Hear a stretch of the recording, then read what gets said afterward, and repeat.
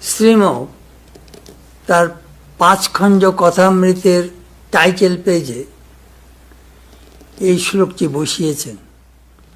এই শ্লোকটি খুবই তাৎপর্যপূর্ণ।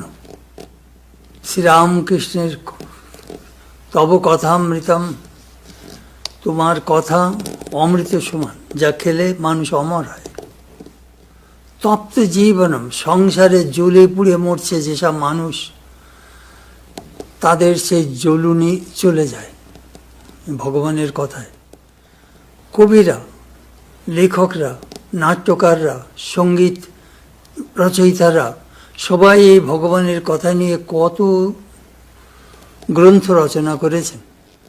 কলমশাপহম, ভগবানের কথা পাপ বিদূরিতকারী।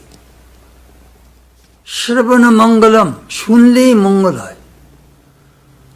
শ্রীমৎ আততম, শ্রীমৎ মিন্স সৌন্দর্যযুক্ত, কবিত্বপূর্ণ, বিস্তৃত। শ্রীমৎ আততম, বিস্তারিত, সুন্দর কথা, ভগবানের কথা। ভুবি গৃহন্তি যে ভুরিদা জানা, এই জগতে মানুষ অনেক কিছু দান করতে পারে, কিন্তু ভগবানের কথা দান করাই সর্বশ্রেষ্ঠ দান। শ্রীম সেই ভগবানের কথাই দান করেছেন, সেই জন্যে তিনি অমর হয়ে রইলেন।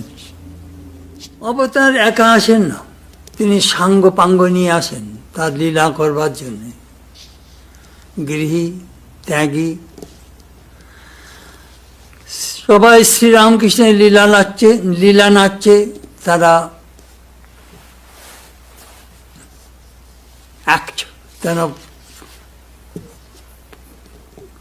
প্রত্যেকের ভূমিকায় তারা নাটক পরিচালনা করেন।